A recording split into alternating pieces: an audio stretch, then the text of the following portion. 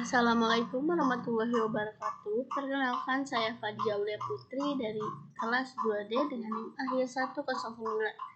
Di sini saya akan menjelaskan bagaimana sifat kimia dari air laut. Apa itu sifat kimia air laut?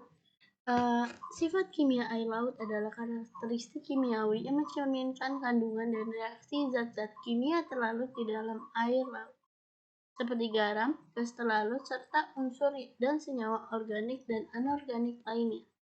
Air laut termasuk cairan elektrolit karena mengandung ion-ion di dalamnya. Air laut merupakan air yang berasal dari laut, memiliki rasa asin dan memiliki kadar garam atau salinitas yang tinggi dengan rata-rata air laut di lautan dunia memiliki salinitas sebesar 35, yang artinya untuk setiap 1 liter air laut terdapat 35 gram garam yang terlarut di dalamnya. Kandungan garam yang terdapat air laut di antara lain ada klorida, natrium, sulfat, magnesium, kalsium, potasium, dan sisanya kurang dari 1% terdiri dari bikarbonat, bromida, asam borak, strontium, dan fluorida. Sementara itu, air tawar merupakan air dengan kadar garam di bawah 0,5 ppt.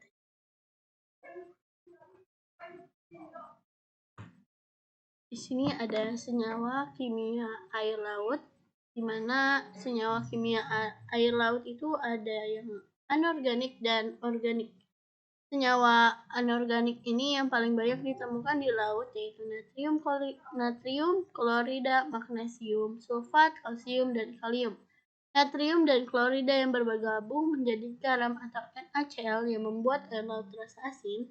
Ada juga magnesium sulfat yang membuat rasa pahit di air laut, serta kalsium karbonat yang dipakai oleh hewan laut seperti kerang untuk membuat cangkang.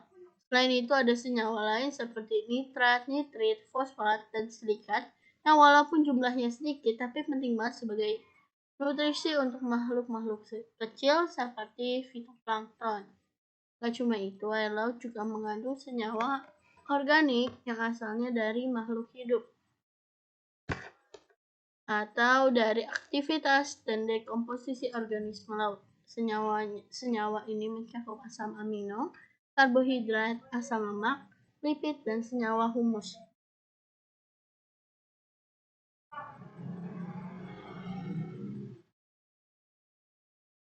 Yang terbentuk dari pembusukan sisa-sisa organisme. Senyawa ini punya peran penting dalam rantai makanan dan proses biologis seperti pernafasan dan fotosintesis. Di dalam air laut juga mengandung gas-gas terlarut seperti oksigen, karbon dioksida, dan nitrogen. Oksigen di sini dipakai oleh hewan laut untuk bernafas, karbon dioksida membantu jaga keseimbangan pH laut, dan nitrogen bisa diubah menjadi bentuk yang berguna lewat bantuan bakteri. Selanjutnya, ada sifat air laut. Air laut di sini memiliki karakteristik kimia yang khas yang sangat penting untuk menjaga keseimbangan lingkungan laut dan mendukung kehidupan organisme di dalamnya. Beberapa sifat dasar air laut antara lain meliputi kisaran suhu yang mendukung kehidupan, yakni antara 0 derajat Celcius atau titik beku hingga 100 derajat Celcius atau titik didih. Air laut juga memiliki kemampuan mempertahankan suhu sehingga perubahan suhunya berlangsung lambat. Selain itu, air laut merupakan pelarut yang sangat baik, mampu melarutkan hingga 35.000 mg senyawa kimia per liter air. Salah satu sifat unik adalah kemampuan yang merenggang saat membeku, serta memiliki tegangan permukaan yang tinggi yang memungkinkan terjadi interaksi fisik dan kimia tertentu di permukaan air. Air laut dapat berada dalam berbagai fase, yakni padat, cair, dan gas, tergantung pada kondisi suhu dan tekanan di sekitarnya. Dalam kaitannya dengan sifat kimia, salah satu parameter penting adalah pH atau derajat keasaman, di mana air laut umumnya bersifat sedikit basa dengan pH sekitar 7,5 sampai 8,4. Nilai pH ini sangat penting karena berpengaruh terhadap bentuk kimia senyawa tertentu. terutama karbon dioksida yang mengalami spesiasi dalam air laut. Beberapa faktor yang mempengaruhi konsentrasi gas terlarut di air laut antara lain pergerakan gelombang dan arus yang meningkat, pertukaran gas antara laut dengan atmosfer, perbedaan konsentrasi gas yang mendorong difusi atau suhu, di mana suhu rendah meningkatkan kelarutan gas, salinitas yang meningkatkan akan menurunkan kelarutan gas, serta tekanan yang meningkat dapat meningkatkan kelarutan. Selain itu, proses biologi seperti fotosintesis, respirasi, dan dekomposisi sangat membantu kadar oksigen dan karbon dioksida di dalam air laut. Selanjutnya di sini ada studi kasus, saya mengambil pengaruh air sungai pada daerah estuari. Jadi di wilayah estuari itu tempat bertemunya air sungai dan air laut. Terjadinya perubahan besar dalam sifat kimia air laut. Misalnya, ada banyak air sungai yang masuk. Salinitas atau kadar garam di air laut bisa turun karena percampuran dengan air tawar. Selain membawa air, sungai juga mengangkut banyak bahan organik dan nutrien yang bisa memicu tumbuhnya fitoplankton dan mikroorganisme lainnya.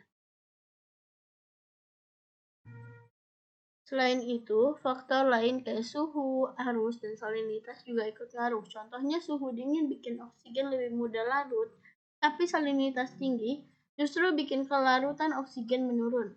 Arus dan pasang surut juga bantu mencampur air permukaan dan air dasar yang penting untuk penyebaran oksigen. Di sini kesimpulan, air laut memiliki sifat yang kompleks seperti salinitas, pH, dan oksigen terlarut yang sangat penting bagi keseimbangan ekosistem laut. Faktor fisik seperti suhu, tekanan, dan arus serta proses biologis seperti fotosintesis dan respirasi mempengaruhi komposisi kimia air laut. Di wilayah estuari, pencampuran air laut dan sungai juga mempengaruhi sifat-sifat ini. Pemahaman terhadap sifat kimia air laut ini penting untuk menjaga kesehatan lingkungan laut dan mendukung pengelolaan sumber daya laut secara berkelanjutan. Sekian penjelasan dari saya tentang sifat kimia air laut. Apabila ada salah kata mohon dimaafkan. Wassalamualaikum warahmatullahi wabarakatuh.